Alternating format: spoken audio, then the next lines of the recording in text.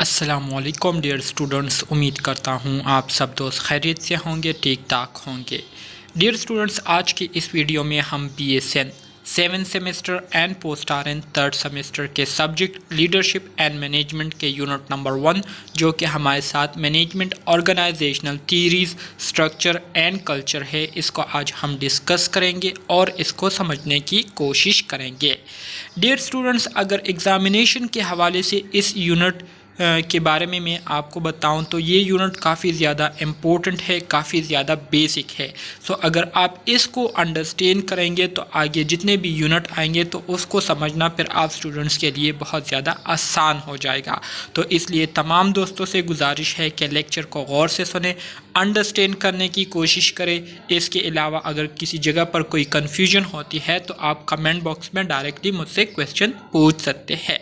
तो dear student, lecture को start करने से पहले तमाम दोस्तों से गुजारिश है कि चैनल को ज़रूर सब्सक्राइब करें, साथ ही बेल आइकन को दबाएं ताकि नए वीडियोस की नोटिफिकेशन आप दोस्तों को टाइम पर मिलती रहे। तो डियर स्टूडेंट्स, इस यूनिट के ऑब्जेक्टिव्स हमारे साथ मौजूद है जिसमें हम मंदरजा झेल टॉपिक्स पर डिटेल के साथ बात करेंगे। सबसे पहले हम डिस्कस करेंगे वेरियस थीरीज़ ऑफ मैनेजमेंट के हवाले से जो मुख्तलिफ थ्योरीज़ पेश किए गए थे तो उन थ्योरीज़ को हम डिस्कस करेंगे। इसके साथ साथ हम आइडेंटिफाई करेंगे various type of organisational structure के हमारे साथ जो वेरियस टाइप्स है, अक़साम है, उसको हम डिस्कस करेंगे। इसके साथ साथ हम डिस्कस करेंगे different types of health care organisation के हमारे साथ जो मुख्तलिफ अक़साम है उस पर डिटेल के साथ बात करेंगे। इसके अलावा स्टाफ एंड लाइन रिलेशनशिप से क्या मुराद है, इस पर डिटेल के साथ बात करेंगे। और इसके साथ साथ हम डिस्क्राइब करेंगे डिफरेंट लेवल ऑफ मैनेजमेंट जिसमें हमारे साथ टॉप लेवल मैनेजमेंट आती है, सेकेंडरी लेवल मैनेजमेंट आती है और टर्शियरी लेवल मैनेजमेंट आती है। तो ये क्या है, इस पर हम डिटेल के साथ बात करेंगे। और आखिर में हम डिफरेंशिएशन करेंगे formal and informal structure within the organisation में हमारे साथ जो फॉर्मल और इनफॉर्मल स्ट्रक्चर है तो इन दोनों के दरमियान क्या डिफरेंस है, क्या फ़र्क है, तो इस पर हम डिटेल के साथ बात करेंगे। ठीक है।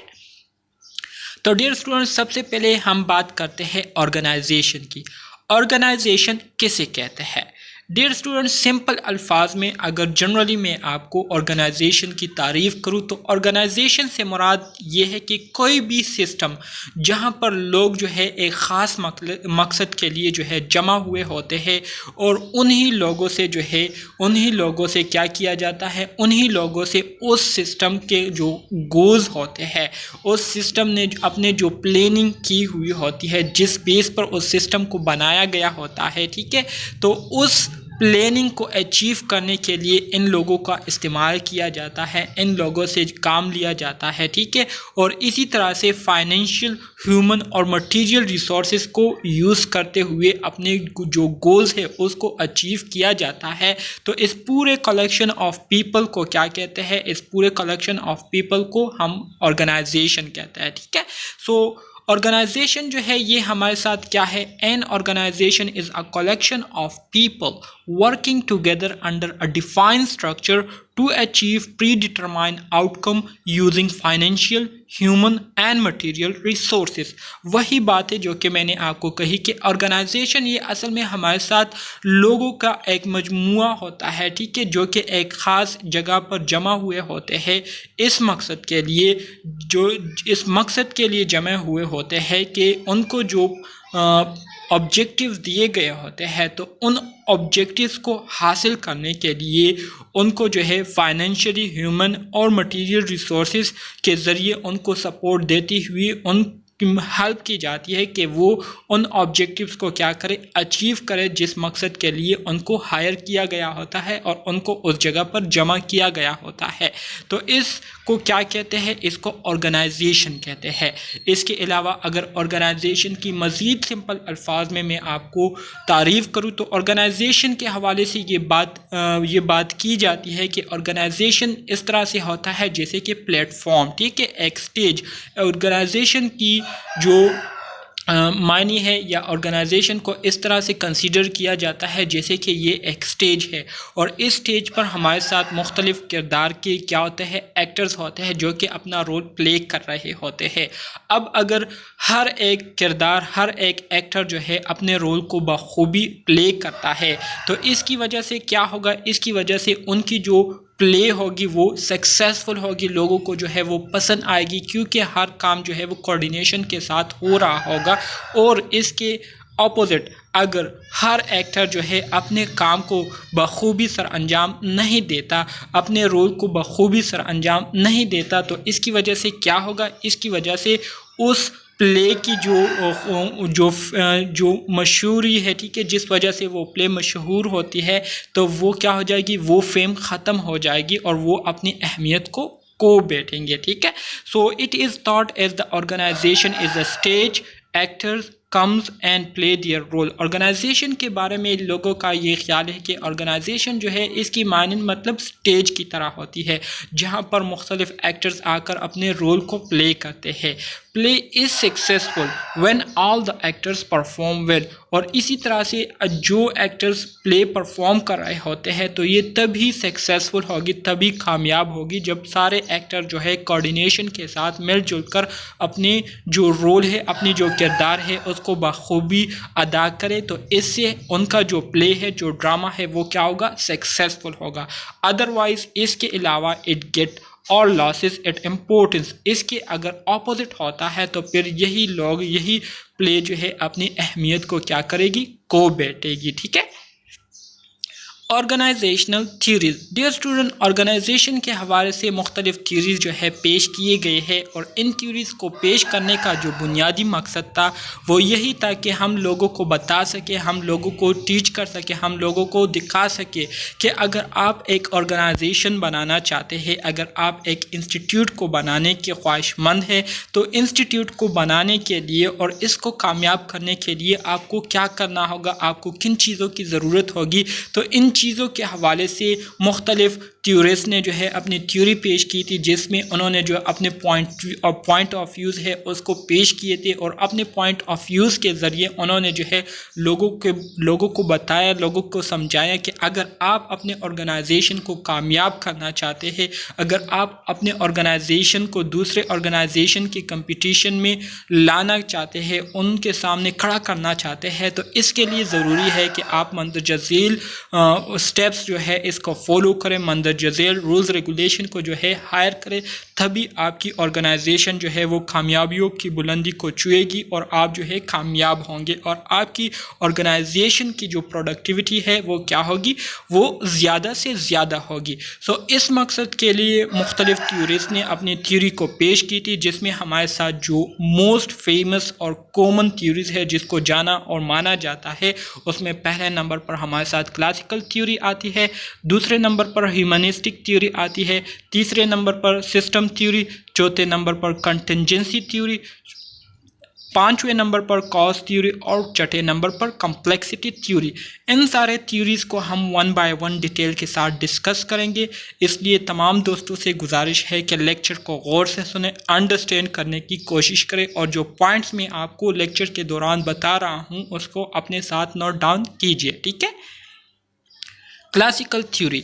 क्लासिकल थ्योरी को स्टार्ट करेंगे। क्लासिकल थ्योरी को किसने पेश की थी? क्लासिकल थ्योरी को फ्रेडरिक टेलर ने पेश की थी। एमसीक्यूज में आपसे पूछ सकते हैं कि हु डेवलप क्लासिकल थ्योरी, तो क्लासिकल थ्योरी को फ्रेडरिक टेलर ने पेश की थी। ठीक है, classical theory is a traditional approach which focus exclusively on the structure of formal organisation. Classical theory ये एक ऐसी थ्योरी है जिसने जो ख़ास तौर पर जो फोकस दिए है, ख़ास तौर पर जिस बात को अहमियत दी है, जिस चीज़ पर इस थ्योरी ने जोर दिया है वो असल में फॉर्मल ऑर्गेनाइजेशन की स्ट्रक्चर है। ठीक है, आप एक ऑर्गेनाइजेशन को जब बनाते हैं, उसको जब आप डेवलप करते हैं तो डेवलप करने के लिए ज़रूरी है कि आप के पास जो है उस ऑर्गेनाइजेशन का स्ट्रक्चर क्लियरली मौजूद हो। ठीक है, स्ट्रक्चर से मुराद ये है कि आपके पास उस ऑर्गेनाइजेशन में कौन कौन सी चीज़ें होगी, कौन कौन सी फैसिलिटीज़ होंगी, कौन कौन सी एडवांसमेंट टेक्निक्स होंगे। ठीक है, तो ये सारी चीज़ें जो है आपके पास होनी चाहिए। तो क्लासिकल थ्योरी में ख़ास तौर पर जिस चीज़ पर जोर दिया गया है वो फॉर्मल ऑर्गेनाइजेशन के स्ट्रक्चर पर जोर दिया गया है कि किस तरह से आप ऑर्गेनाइजेशन के स्ट्रक्चर को इम्प्रूव कर सकते हैं, इसको बेहतर बना सकते हैं। It main focus is efficiency through design, people working more rationally and productively through a well defined task और ऑर्गेनाइजेशनल डिज़ाइन। ठीक है, क्लासिकल थ्योरी में जो ख़ास बात बताई गई थी वो असल में एफिशिएंसी के बारे में बताया गया था। ठीक है, एफिशिएंसी किसे कहते हैं? एफिशिएंसी से मुराद ये है कि आप में इतनी सलाहियत हो, आप में इतनी एबिलिटी हो, ठीक है, कि आप क्या कर सकते हो, the ability to do something with the least amount of time, effort और रिसोर्सेज पॉसिबल। मतलब आपके पास टाइम भी कम हो, आपके पास जो है आप कोशिश भी मतलब कम कोशिश करें, और इसके साथ साथ आपके पास जो रिसोर्सेज है वो भी कम हो, लेकिन इन तीनों चीज़ों के बावजूद जो है आप उससे ज़्यादा से ज़्यादा फ़ायदा उठा सके, तो इसको कहता है एफिशिएंसी। मतलब कम टाइम में कितनी ज़्यादा आप फ़ायदा उठा सकते हैं किसी चीज़ से। तो इस चीज़ पर ख़ास तौर पर क्लासिकल थ्योरी में जो है डिस्कशन की गई थी, और ये बात बताई गई थी कि अगर आप चाहते हैं कि आपकी ऑर्गेनाइजेशन की जो प्रोडक्टिविटी है वो ज़्यादा हो, आपके कामयाबी के चांसेस जो है वो ज़्यादा हो, तो इसके लिए ज़रूरी है कि आपके ऑर्गेनाइजेशन में जितने भी लोग काम कर रहे हैं तो आप उन सारे एम्प्लॉयज़ को उनके जो टास्क है वो स्पेसिफाई करके दे। मतलब आप उनको बताएं कि आपने ये काम करना है, इस तरीके से करना है, दूसरे एम्प्लॉय को आपने काम हवाले कर देना है कि आपने ये करना है, इस तरीके से करना है। तो इससे फ़ायदा ये होगा कि तमाम एम्प्लॉयज़ के साथ जो है वो वर्क क्या हो जाएगा, डिस्ट्रीब्यूट हो जाएगा, और किसी भी एम्प्लॉय पर फिर वर्क लोड नहीं होगा, और वो बाखुशी और पूरे फोकस के साथ आपका जो टास्क है उसको कंप्लीट करेंगे, और इस तरह से टास्क जो है वो कम टाइम में कंप्लीट होगा और एफिशिएंटली कंप्लीट होगा, और पूरे इफ़ेक्टिवली जो है वो क्या होगा, कंप्लीट होगा, जिससे आपकी जो ऑर्गेनाइजेशन है वो क्या होगी, कामयाबी की सतह को छुएगी। ठीक है, importance of classical theory. Classical theory की अहमियत किन चीज़ों की वजह से है? क्लासिकल थ्योरी की जो अहमियत है वो मंदरजा झेल बातों की वजह से है। ठीक है, the theory is design for, इस थ्योरी को जिस मकसद के लिए बनाया गया था वो मंदरजा झेल है। सबसे पहले इस थ्योरी को इस मकसद के लिए बनाया गया था कि हम इस थ्योरी के ज़रिए किसी भी ऑर्गेनाइजेशन की जो स्ट्रक्चर है उसको हम क्या करें, उसको हम इम्प्रूव करें। ठीक है, स्ट्रक्चर से मुराद ये है कि जब आप किसी ऑर्गेनाइजेशन, किसी इंस्टीट्यूट को बनाते हैं तो इंस्टीट्यूट को बनाने के लिए, इसको कंप्लीट करने के लिए आपको सबसे पहले स्टाफ की ज़रूरत होती है। ठीक है, आपके पास अगर स्टाफ कंप्लीट होगी, आपके पास अगर स्टाफ मुकम्मल होगी, तो आप जो रूल्स रेगुलेशन को लागू करना चाहते हैं अपने इंस्टीट्यूट में, अपने ऑर्गेनाइजेशन में, तो वो रूल्स रेगुलेशन जो है एक ख़ास प्रोसेस के ज़रिए स्टेप बाय स्टेप ऊपर से नीचे की तरफ, और नीचे जो एम्प्लॉयज़ काम कर रहे होते हैं तो उन पर क्या होंगे, उन पर लागू होंगे, और वो फिर इस रूल रेगुलेशन को जो है आसानी से क्या करेंगे, एडॉप्ट कर सकेंगे। सो इस थ्योरी की जो इम्पोर्टेंस है वो ये है कि ये आपको ऑर्गेनाइजेशनल स्ट्रक्चर के बारे में बताती है। इसके अलावा ये आपको प्रोडक्टिविटी के बारे में भी बताती है कि आप किस तरह से प्रोडक्टिविटी को इंक्रीज़ कर सकते हैं, किस तरह से आप कम टाइम में कम रिसोर्सेज पर ज़्यादा से ज़्यादा काम अपने एम्प्लॉय से ले सकते हैं।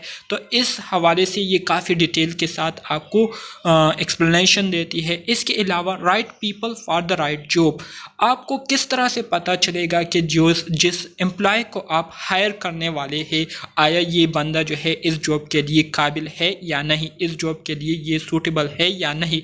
तो इस चीज़ के हवाले से क्लासिकल थ्योरी ने काफ़ी डिटेल के साथ जो है इंफॉर्मेशन प्रोवाइड की है। ठीक है, इस वजह से इस थ्योरी की बहुत ज़्यादा अहमियत है, और इसके साथ साथ ऑर्गेनाइजेशनल सक्सेस एंड सर्वाइवल किस तरह से आप अपने ऑर्गेनाइजेशन को कामयाब बना सकते हैं और इसकी जो सर्वाइवल है उसको आप किस तरह से लॉन्ग टर्म पर मुश्तमिल कर सकते हैं, मतलब ज़्यादा अरसे पर इसकी जो सर्वाइवल है आप इसको मुश्तमिल कर सकते हैं। मतलब एक ऑर्गेनाइजेशन कामयाबी को हासिल कर रही है तो इस ऑर्गेनाइजेशन की जो कामयाबी है इसको आप किस तरह से बरकरार रख सकते हैं।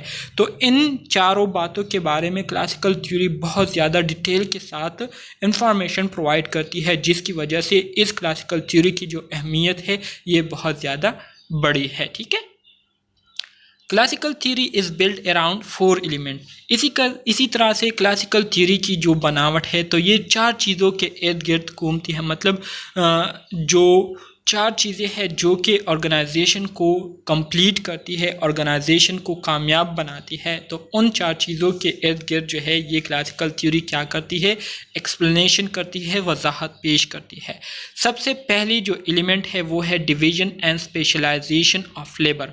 मतलब आप के ऑर्गेनाइजेशन में जितने भी एम्प्लॉयज़ काम कर रहे हैं, आपने सबसे पहले उन एम्प्लॉयज़ की जो स्पेशलाइजेशन है वो किस चीज़ में माहिर है उसको आपने आइडेंटिफाई करना है और फिर उनकी जो स्किल्स हैं, उनकी जो स्पेशलाइजेशन है उसके बेस पर आपने उनको टास्क हवाले कर देना है।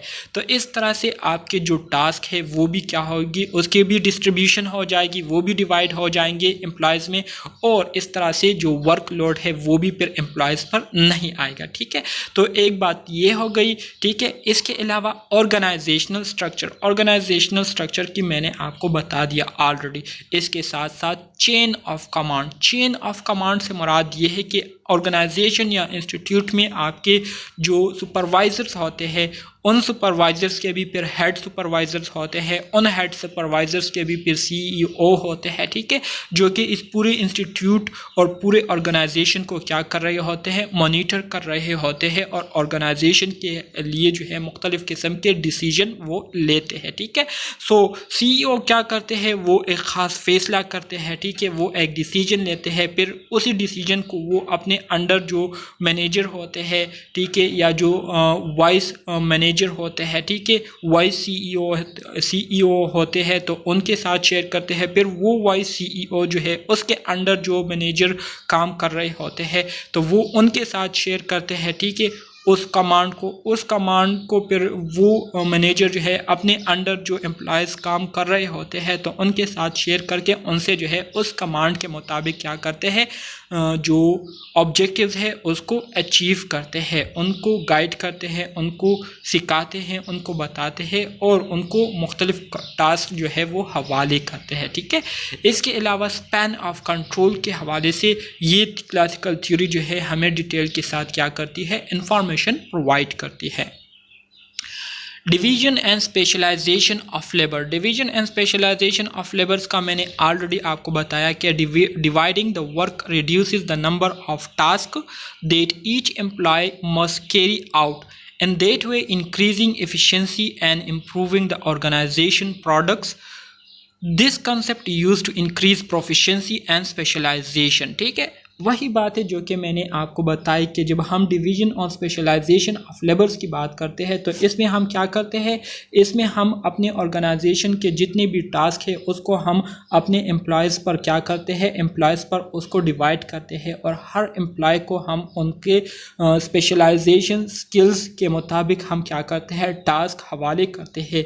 तो इससे एक फ़ायदा ये होता है कि वर्कलोड किसी भी एम्प्लॉय पर नहीं पड़ता। कोई भी एम्प्लॉय जो है अपनी जो एबिलिटीज़ है उससे ज़्यादा जो है काम नहीं करते, बल्कि हर एम्प्लॉय को उनकी एबिलिटीज़ के मुताबिक, उनकी जो एफिशिएंसी है, प्रोफिशिएंसी है, उसके मुताबिक जो है टास्क हवाले कर दिए जाते हैं।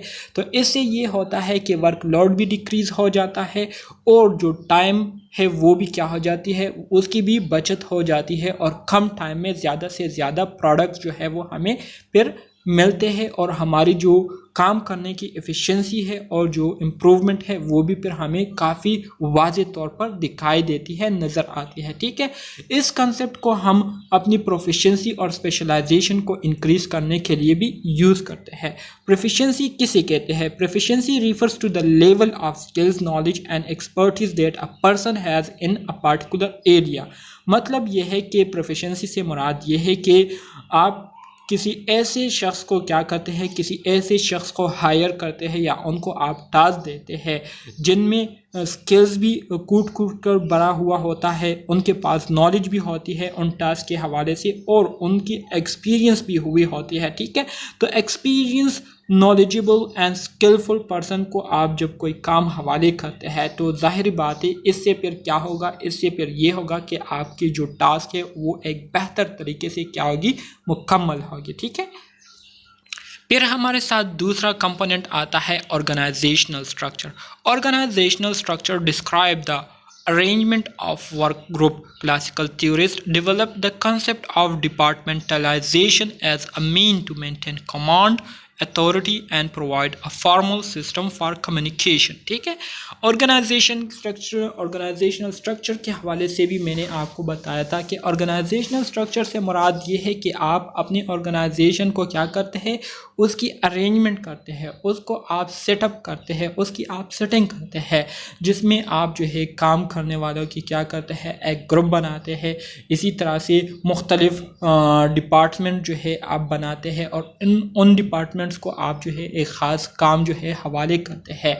तो इससे आपके जो ऑर्डर्स है, आपके जो कमांड है, तो वो भी एक पूरे स्टेप वाइज सीक्वेंस के साथ जो है ऊपर से नीचे एम्प्लॉयज़ तक जो है वो पहुंचते हैं और आप जो है बेहतर तरीके से फिर अपनी जो एम्प्लॉयज़ की जो काम है, उनकी जो एक्टिविटीज़ है, उसको बेहतर तरीके से आप फिर मॉनिटर कर सकते हैं। ठीक है, Max Weber in 1958 proposed the term bureaucracy to define the ideal, rational, most efficient form of organization. Today, this word has a negative implication, suggesting long wait, inefficiency and red tape. Max Weber इन्होंने जो है 1958 में एक term use किया था, एक term propose किया था जिसको क्या कहते हैं, ब्यूरोक्रेसी कहते हैं। ठीक है, ब्यूरोक्रेसी में इन्होंने एक आइडियल, रेशनल और most efficient form of organization को पेश किया था। ठीक है, ब्यूरोक्रेसी में जो है इन्होंने क्या किया था, ये सब कुछ किया था। लेकिन आजकल के दौर में जो ब्यूरोक्रेसी है, ब्यूरोक्रेसी के नाम पर जो है मिसकंसेप्शन है, लोग जो है वो कंफ्यूज है, लोगों को समझ नहीं आती कि ब्यूरोक्रेसी से क्या मुराद है, ब्यूरोक्रेसी का मतलब क्या है, ब्यूरोक्रेसी को क्यों जो है बनाया गया है। ठीक है, तो ब्यूरोक्रेसी जो टर्म है इसको मैक्स वेबर ने जो है 1958 में मुतारिफ़ कराया था। ठीक है, ऑर्गेनाइजेशंस में ऑर्गेनाइजेशन की जो एफिशिएंसी है उसको इम्प्रूव करने के लिए। फिर हमारे साथ तीसरे नंबर पर आता है chain of command. Chain of command का भी मैंने आपको बताया कि किस तरह से एक ऑर्डर जो है ऊपर से नीचे एम्प्लॉयज़ तक पहुंचेगा। So the chain of command is the hierarchy of authority and responsibility within the organization. ठीक है, मतलब ये हमारे साथ क्या है, hierarchy of authority and responsibility within the organization. Organization में हमारे साथ जो टॉप मैनेजर्स होते हैं, फिर हमारे साथ सेकेंडरी मैनेजर्स होते हैं, फिर हमारे साथ टर्शरी मैनेजर्स होते हैं और टर्शरी मैनेजर्स के अंडर फिर एम्प्लॉयज़ जो है वो क्या करते हैं, काम करते हैं। सो अब जो टॉप मैनेजर है वो एक ख़ास किस्म के ऑर्डर को जो है उसके हवाले से डिसीजन लेते हैं और उस ऑर्डर को वो ट्रांसफ़र कर देते हैं सेकेंडरी मैनेजर की तरफ। सेकेंडरी मैनेजर उसको फॉलो करते हुए टर्शरी मैनेजर के साथ शेयर करता है और टर्शरी मैनेजर उसको फॉलो करते हुए फिर एम्प्लॉयज़ पर क्या करता है, अप्लाई करता है। ठीक है, और एम्प्लॉयज़ जो है फिर उसी कमांड ऑर्डर को लेकर क्या करते हैं, अपने एक्टिविटीज़ को सर अंजाम देते हैं। तो इसको क्या कहते हैं, इसको चेन ऑफ कमांड कहते हैं। अथॉरिटी किसे कहता है, authority mean is the right और power to direct activity. Authority से मुराद ये है कि आपके पास ये राइट हो या आपके पास इतनी पावर हो कि आप लोगों को क्या करते हो, लोगों को आप टास्क देते हो, लोगों को आप डायरेक्शन देते हो कि आपने इस तरह से करना है, इस तरह से नहीं करना, इस तरीके से आपने इन काम को सर अंजाम देना है। तो इसको कहते हैं अथॉरिटी। रिस्पॉन्सिबिलिटी इज़ रिस्पॉन्सिबिलिटी किसे कहते हैं? रिस्पॉन्सिबिलिटी की लफ्ज़ी मानी जिम्मेदारी है, ठीक है। Is the obligation to attend objectives और परफॉर्म सर्टन फंक्शन। रिस्पॉन्सिबिलिटी मतलब आप जो है किसी काम को करने की क्या करते हैं, किसी काम को करने की ज़िम्मेदारी लेते हैं, ठीक है, या किसी फंक्शन को करने की ज़िम्मेदारी लेते हैं, तो इसको रिस्पॉन्सिबिलिटी कहते हैं। और इसी तरह से both are derive from one position within the organization and define accountability. और ये दोनों जो है ये आपको ऑर्गेनाइजेशन में मिलेंगे और इन दोनों से ये दोनों मिलकर क्या करती है? अकाउंटेबिलिटी को बनाती है। The line of authority is such that higher level of management delegate work to those below them in the organization, ठीक है। लाइन ऑफ अथॉरिटी से मुराद ये है कि आपके पास जो टॉप मैनेजर होते हैं तो वो एक ख़ास किस्म के ऑर्डर को नाफिज करके अपने अंडर जो दूसरे मैनेजर काम कर रहे होते हैं तो उन पर नाफिज करते हैं और उनको कहते हैं कि ये ऑर्डर जो है ऑर्गेनाइजेशन में क्या करेगी, इसको जो एम्प्लॉयज़ है फॉलो करेंगे, ठीक है। तो ये काम कौन करते हैं? लाइन ऑफ अथॉरिटी में होती है। लाइन अथॉरिटी किसे कहते हैं? लाइन अथॉरिटी से मुराद ये है कि ये असल में हमारे साथ ऑर्गेनाइजेशनल अथॉरिटी की एक किस्म है जो कि क्या करती है? Gives managers the power to make decision, जो कि मैनेजर्स को क्या करती है? डिसीजन लेने की क्या करती है? डिसीजन लेने की पावर देती है और उनको जो है ये सलाहियत देती है कि वो अपने अंडर जो एम्प्लॉयज़ है उनको डायरेक्शन दे, उनको गाइड करे, उनको जो है अपनी ऑर्डर्स के मुताबिक क्या करे? चलाए और उनकी सुपरविजन करे, उनको सुपरवाइज करे, ठीक है। तो इसको क्या कहते हैं? इसको लाइन ऑफ अथॉरिटी कहते हैं। The linear hierarchy through which activity is directed, ठीक है। जबकि स्टाफ अथॉरिटी से मुराद ये है, स्टाफ अथॉरिटी से मुराद यह है कि the authority that is delegated to staff member within organization, this authority allow the staff to give advice, guidance and support to other members of organization। मतलब यह है कि स्टाफ अथॉरिटी में जो ऑर्गेनाइजेशन में स्टाफ है उन्हीं में से एक स्टाफ को सेलेक्ट किया जाता है और उनको ये अथॉरिटी दी जाती है, उनको ये पावर दिया जाता है कि वो अपने अंडर जो दूसरे स्टाफ मेंबर्स हैं उनको क्या करें? उनको गाइडेंस दे, उनको एडवाइसेस दे, उनको सपोर्ट दे और उनसे बेहतर तरीके से अपनी जो ऑब्जेक्टिव्स है वो क्या करें? अचीव कर पाए, ठीक है। तो इसको क्या कहते हैं? इसको स्टाफ अथॉरिटी कहते हैं। An advisory relationship, recommendation and guidance are offered but responsibility for work is assigned to others, ठीक है। जैसे कि आप देख सकते हैं कि हमारे साथ एक चीफ नर्स एग्जीक्यूटिव है, इनके अंदर जो काम करने वाले होते हैं वो एक्यूट केयर नर्स प्रैक्टिशनर है, नर्स मैनेजर होते हैं, नर्स मैनेजर्स के अंडर जो है फिर स्टाफ नर्स और स्टाफ नर्स जो है वो फिर क्या करते हैं? रूल्स रेगुलेशन के मुताबिक अपने कामों को सर अंजाम देते हैं। Span of control address the realistic concern of how many employees a manager can effectively supervise। Span of control से मुराद ये है कि स्पैन ऑफ कंट्रोल में हम ये देखते हैं कि एक मैनेजर जो है वो कितने एम्प्लॉयज़ को जो है इफ़ेक्टिवली सुपरवाइज़ कर सकता है, उनको डायरेक्शन दे सकता है, उनको कंट्रोल कर सकता है, उनकी जो एक्टिविटीज़ है उसको मॉनिटर कर सकता है, ठीक है। तो इसको क्या कहते हैं? इसको स्पैन ऑफ कंट्रोल कहते हैं। इसी तरह से कम्प्लेक्स ऑर्गेनाइजेशन की अगर हम बात करें तो complex organization usually have numerous departments that are highly specialized and differentiated. Authority is centralized, resulting in a tall organization structure with many small work groups, ठीक है। कम्प्लेक्स ऑर्गेनाइजेशन से मुराद ये है कि हमारे साथ एक बड़ी इंडस्ट्री है, ठीक है। उस बड़ी इंडस्ट्री में हमारे साथ बहुत सारे डिपार्टमेंट्स हैं और उन बहुत सारे डिपार्टमेंट्स में हमारे साथ बहुत सारे एम्प्लॉयज़ हैं और उन बहुत सारे एम्प्लॉयज़ पर बहुत सारे मैनेजर्स जो है वो क्या होते हैं? वो नाफिज किए गए होते हैं जिनसे वो काम लेते हैं और फिर इसी काम की जो मॉनिटरिंग है, जो रिपोर्ट होते हैं तो वो फिर ऊपर दोबारा नीचे से ऊपर की तरफ स्टेप बाय स्टेप क्या किया जाता है? रिपोर्ट किया जाता है और फिर जो टॉप ऑफ ऑर्गेनाइजेशन या टॉप ऑफ इंडस्ट्री जो CEO होते हैं तो उनको पेश किया जाता है, ठीक है। तो ये असल में हमारे साथ कम्प्लेक्स ऑर्गेनाइजेशन में ये सारी चीज़ें होती है।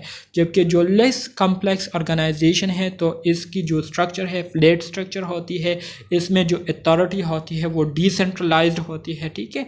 सेंट्रलाइज से मुराद ये है जिसमें एक बंदा जो है डिसीजन और मुख्तलिफ रूल्स रेगुलेशन को क्या करता है, बनाकर उसको नाफिज करता है। जबकि डिसेंट्रलाइजेशन से मुराद ये है जिसमें दूसरे मैनेजर्स के साथ जो है डिस्कशन करके फ़ैसला लिया जाता है, रूल्स रेगुलेशन बनाए जाते हैं, तो इसको डिसेंट्रलाइज कहते हैं, ठीक है। With several managers supervising large work group, ठीक है, जिसमें कुछ मैनेजर्स होते हैं जो कि बहुत सारे वर्कर ग्रुप्स को क्या करता है, वो हैंडल कर रहे होते हैं, सुपरवाइज कर रहे होते हैं, ठीक है। जैसे कि आप देख सकते हैं कम्प्लेक्स मैनेजमेंट में क्या होता है, कम्प्लेक्स ऑर्गेनाइजेशन में हमारे साथ इस तरह से होता है। जैसे कि आप देख सकते हैं मिसाल के तौर पर ये CEO हो गए, ये भी हमारे साथ वाइस CEO है, ये भी वाइस CEO है। इसके बाद फिर हमारे साथ मैनेजर आते हैं, ठीक है, टॉप मैनेजर है, ये सारे टॉप मैनेजर है। फिर इन टॉप मैनेजर के अंडर सेकेंडरी मैनेजर होते हैं, ठीक है, ये आप देख सकते हैं ये सेकेंडरी मैनेजर है। फिर सेकेंडरी मैनेजर के अंडर जो है टर्शरी मैनेजर्स होते हैं और फिर इन टर्शरी मैनेजर के अंडर जो है एम्प्लॉयज़ होते हैं। और ये मैनेजर जो है अपने इन एम्प्लॉयज़ से क्या करते हैं, मुख्तलिफ टास्क को परफॉर्म करते हैं और अपने जो ऑब्जेक्टिव्स है उसको अचीव करते हैं, ठीक है। इसके अलावा अगर हम जो लेस कम्प्लेक्स ऑर्गेनाइजेशन है इसकी बात करें तो इसका जो स्ट्रक्चर होता है वो भी कॉम्प्लेक्स नहीं होता, इतना ज़्यादा पेचीदा नहीं होता। इसमें एक हमारे साथ टॉप मैनेजर होता है, टॉप मैनेजर के क्या होते हैं, सेकेंडरी मैनेजर होते हैं, और ये सेकेंडरी मैनेजर अपने जो एम्प्लॉयज़ है उनको क्या कर रहे होते हैं, सुपरवाइज कर रहे होते हैं और इनसे मुख्तलिफ टास्क जो है वो क्या करते हैं, करवाते हैं, ठीक है। इसके बाद हमारे साथ जो दूसरी थ्योरी आती है वो है ह्यूमनिस्टिक थ्योरी, ठीक है। ह्यूमनिस्टिक थ्योरी में क्या है इसको अब हम डिटेल के साथ डिस्कस करेंगे।